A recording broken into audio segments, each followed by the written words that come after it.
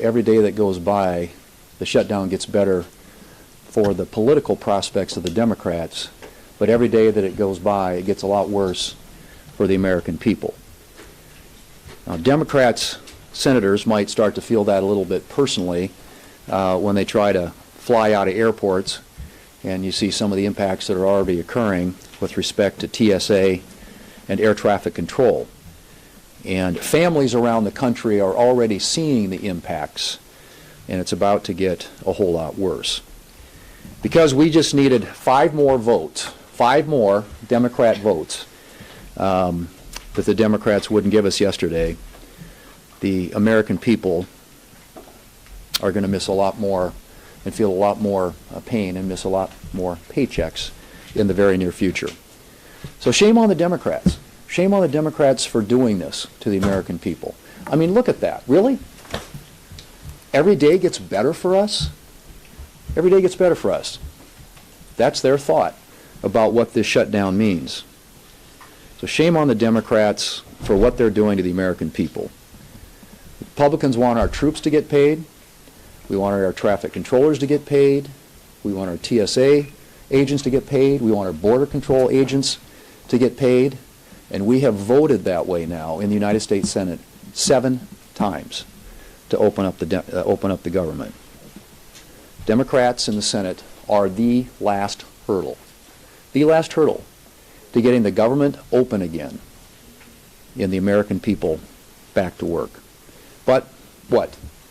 Instead, they've decided to pander to their far-left activist base who are cheering what's going on here. And the Democrats tend to be so afraid, I guess is the only thing, or running scared from that far-left activist base, that they are willing to put that ahead of what's in the best interest of the American people. Well, it's time for them to get a backbone. It's really time for the Senate Democrats to show a little courage and put the American people ahead of their far-left activist base. They have a simple choice in front of them. Open up the government. Quit playing politics. Quit talking about how it gets better for us because we're looking at the polling and we think that we're winning. This is all that's between this country and their government being open again. It's this bill. You've seen it before. It's passed the House of Representatives. It's sitting at the desk of the Senate. It could be picked up and passed today, put on the President's desk where he has said he will sign it into law. The government opens back up. People get paid. Troops get paid. Air traffic controllers get paid. TSA agents get paid. Border Patrol agents get paid.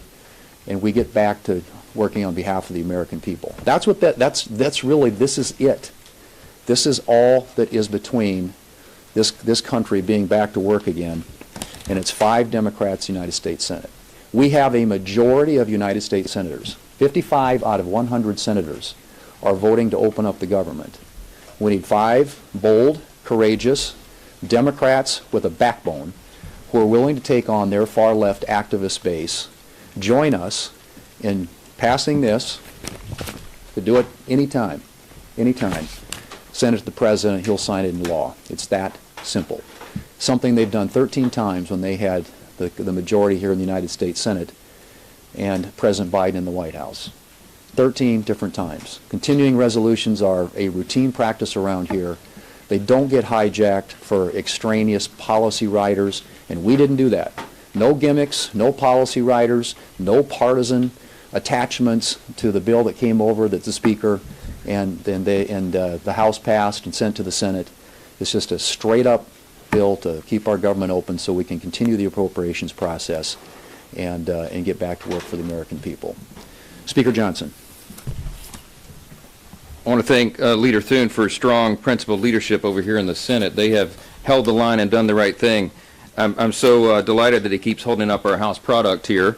Obviously, this is something we're very proud of. Why? Because it is a clean CR. And what is so historic about what's happening right now is that never in history, never before have you been able to write that a party closed the government over a clean CR. This is the first time. These political antics are frankly ridiculous, and real Americans are being hurt. In my press conference a few hours ago, many or most of you were there, and we talked about how Chuck Schumer is very clearly, and the Democrats who are his accomplices here in the Senate, are very clearly causing pain for the American people for their own political survival.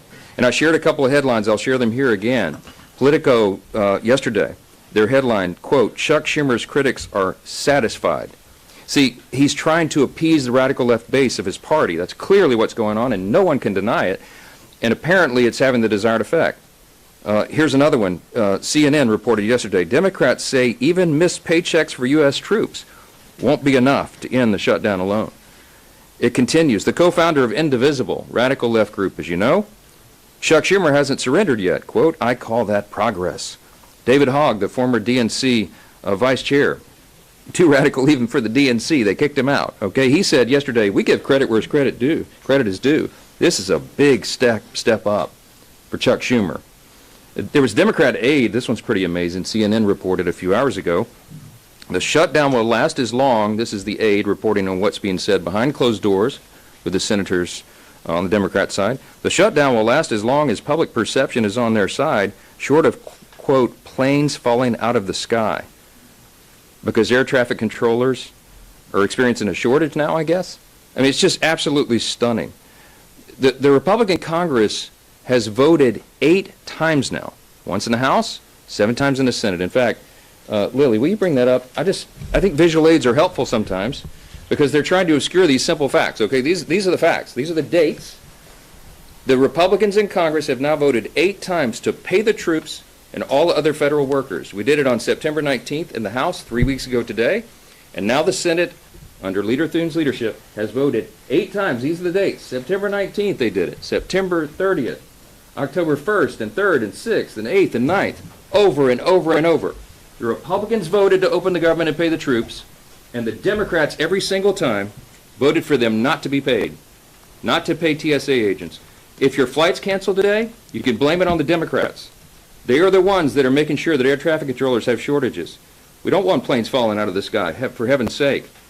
They're making a mockery of this, and it is outrageous to us. You got 2 very even-tempered guys here. Thank you, Lily. You got 2 very even-tempered guys here. We don't get upset a lot. We don't get our feathers ruffled, okay? But this is so outrageous. It's so beyond the pale because real people are being hurt. You got 700,000 federal workers that will receive paychecks today, followed by an additional 400,000 workers on 10/14. That's their last paycheck. That is the last paycheck they're going to have until the Democrats reopen the government. You got 1.3 million troops, active duty soldiers and airmen, sailors. They're going to miss their check on October 15th because the Democrats dug their heels in and showed that they didn't care. 8 times they have voted not to pay these people who are serving and protecting all the rest of us. You have 2 million federal civilian workers and 1.3 million active duty military service members who are now going to be harmed. You also have Veterans Health Services and nutrition programs for young mothers and infants. They're all being stalled and encumbered. You've got FEMA services, flood insurance policies that can't be renewed or written while this is all shut down in the middle of a hurricane season. It goes on and on and on. The harm is real. It is very damaging, and it is outrageous to us that Democrats are playing games so they can appease their base. Now, we've heard, and I'll turn it back over to the leader, take some questions, but we've heard, and many of you have reported already, this Hate America rally that they have coming up for October 18th.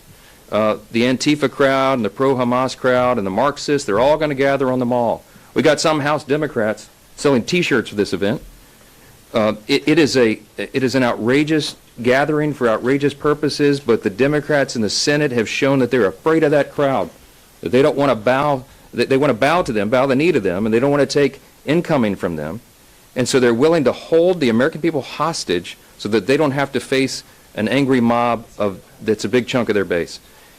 Now, if that's a rumor, they need to come out and clarify that it's not, but that is what we are hearing is their actual motivation, and it is outrageous. All this has got to come to an end. Turn it back over to the leader. Leader Thune, good afternoon. 55 votes, you say. Mm-hmm. Why not go ahead and use this as an opportunity if things are so dire to get rid of the filibuster? Use the nuclear option. Mm-hmm. Well, that's the filibuster, as you know, supermajority requirement is something that makes the Senate the Senate. And honestly, if we had done that, there's a whole lot of bad things that could have been done by the other side. The 60-vote threshold has protected this country, and frankly, that's what I think this last election was largely about, because if the Democrats had won the majority, they probably would have tried to nuke the filibuster. And then you'd have 4 new United States senators from Puerto Rico and the District of Columbia. You'd have a packed Supreme Court. You'd have abortion on demand. A whole bunch of things that were on that laundry list. They had about 6 or 7 things that they were going to do when they nuked the filibuster. And so the filibuster protects. It's been a voice for the minority. It gives the minority a say in what happens in this country. The founders created the Senate uniquely that way for that specific reason. And so it's just really not that complicated. All it takes is a little backbone, a little courage on behalf of 5 Democrats to do what they have done and what we've done for decades when it comes to funding the government. Continuing resolutions, as we pointed out 13 different times in the last 4 years with the Biden in the White House and the Democrats with the majority in the Senate, this was done. It's a routine thing. And it's just, this is outrageous what they are doing. And it is. They ought to be ashamed, because this just doesn't get done. You don't hijack the federal government to try and create $1.5 trillion in new spending, free health care for non-citizens, and you can go right down the list. I mean, this isn't even realistic. I mean, they're not serious people, and it's time they came to their senses and did the right thing for the American Are you people. feeling any pressure on the filibuster? No, Well, there's always pressure on the filibuster, sure. Yeah, I mean, there are folks out there who think that is the way we ought to do things around here, simple majority. But I can tell you that the filibuster through the years has been something that's been a bulwark against a lot of really bad things happening to the country. Yeah, wherever. Speaker Johnson has he's suggested that a military pay bill cannot pass the Senate. Is that your understanding? Do you think a military pay bill would be blocked by Democrats? Well, there's a military pay bill right here. I mean, I just don't know what I honestly, this pays the military. And all they have to do is pick it up at the desk, give us 5 votes, and the military gets paid. Do you know whether Trump is going to try to move money around to pay the troops, and do you think that is something he should be doing? I suspect that they're probably going to be, pretty soon, they're going to have to do some things. I think, to their credit, the White House has now for 10 days laid off doing anything in hopes that enough Senate Democrats would come to their senses and do the right thing and fund the government. But now that we're getting these where people are going to start missing paychecks, this gets real. This gets real for families, a lot of military families who live paycheck to paycheck, a lot of American families who live paycheck to paycheck who are federal employees. And so I just think that the White House, my expectation is, yes, they're going to have to start making some decisions about how to move money around, which agencies and departments are going to be impacted, which programs are going to be impacted, which employees are going to be impacted. That's what a shutdown does. You put the administration and this presidency in a position where they're going to have to make some hard decisions.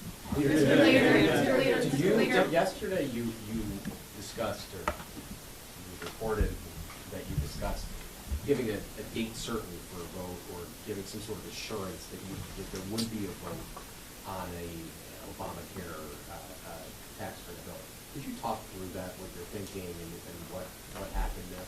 Well, I mean, I think that the Democrats, there are some Democrats who I think are reasonable enough to know this is not a sustainable position for them, who are looking for a way to get something in this conversation that would enable them to have the issue that they say they care about here addressed. And I've said all along, I'm open to that. I think speakers expressed that we get the government opened up again, and we're willing to have that conversation.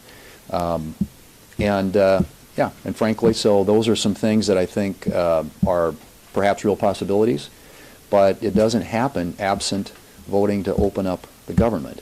And so the Democrats who are interested in that sort of some sort of pathway on that need to, again, come to their senses and vote to open the government. But just to follow up on that, Mr. Leader, are you going to have any conversations over the next couple of days with Leader Schumer about that? And, you know, to Jake's point, I guess, do you feel like maybe you're getting closer to an off-ramp here? Well, I think Leader Schumer is checked out. I don't think this is going to happen. I think this is going to happen organically with enough reasonable Senate Democrats who care enough about doing the right thing for their country and not what's in the best interests of their left-wing political base to come forward and help us find a solution. And those conversations continue. But, you know, the insistence of the Democrat leadership on their plan or nothing else is, I mean, I don't know how do you even come forward with a proposal that has $1.5 trillion in new spending, wipes out everything that we did last summer with the reconciliation bill, including the $50 billion that goes to rural hospitals, and wipes out all the provisions that banned free health care to non-citizens. I mean, really? You think that's going to pass the Senate or even come close to getting a vote in the House or a signature by the President? What they're talking about is unserious. It's been unserious from the very beginning. So, yes, if they want to sit down and talk about opening up the government and doing some of the things that I've suggested and we've suggested, which is, you know, allowing the conference committee to work on the 3 appropriation bills we passed, bringing other appropriations bills to the floor so we can start funding the government the old-fashioned way, and there's an interest on both sides in doing that. And yeah, a conversation about what we do on the expiring enhanced ACA subsidies. And there's a lot of conversations going on around that. But that doesn't happen until we get the government open. Is it appropriate? I wanted to know, I was on a call with the Freedom Caucus, and you said you were working on rescissions, and that rescissions would come up again potentially. Rescissions is something that the Democrats have said is a reason that perhaps there's a lack of trust. Can you both address the question of trust with the Democrats as well as what rescissions are you talking about? Let's talk about trust. Who's in good faith? We sent over this clean document. We didn't load it up with any partisan priorities because we're not playing games here. We wanted to keep the lights on so that we can continue the appropriations process to spend the taxpayers' money more responsibly. I did a conference call within the last hour with the House Freedom Caucus and a lot of journalists, and one of the questions was, are you all concerned about the national debt? You're darn right we are. The Republicans are. The Democrats don't seem to care. We crossed this $37 trillion threshold. It is not a sustainable situation. It took us a long time as a nation to get into this financial hole, and we are doing everything we can in every possible way to get us back to sound fiscal responsibility. And what does that include? Well, not only an infusion of pro-growth policies like we implemented with the One Big Beautiful Bill, the Working Families Tax Cut package, so many things that are going to help the economy short-term and long-term. But also, we have to reduce spending. We have to. The government spends too much. It's too large. It does too many things. It does almost nothing well. As Reagan used to remind us, government is not the solution to the problem. Government is the problem. And so, are we in favor of reducing spending? Yes. That we're trying to do that in a responsible manner. The reconciliation package that we passed saves $1.6 trillion of taxpayer funds. We eliminated fraud, waste, and abuse. We worked towards efficiency to get the government working better for the people. We're proud of that. There's no legislative body in the history of planet Earth that's ever saved $1.6 trillion or anything close to that. But it's the first of many steps. So we have to appropriate at lower, more responsible levels, not in a way that disenfranchises or hurts any American that relies upon vital services, but in a way that makes government work better for people. We're excited about that. A rescissions package is part of our process. I know the Democrats hate to cut spending in any way, in any form. But we are for that because we have to make government work better for people. If you look at the polling, the people's faith in the federal government is at an all-time low. Why? Because they don't see that it's being done well. And we are doggedly determined to get back to those principles. And so the Democrats are going to decry any limitation of spending. Watch them. Have you ever seen a Democrat ever want to reduce a federal program? Reduce the size or scope of government? No. They always want to spend more.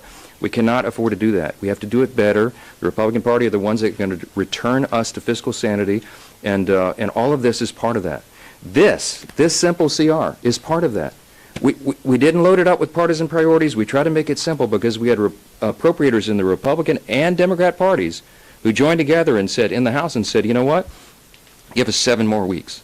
Give us until November 21st. Let's keep the lights on. Very simple, clean measure, as simple as possible. Keep everything at status quo so we can work together and come to consensus to spend the taxpayers' money more responsibly. Yes, we're committed to that. Thank you all. Is it appropriate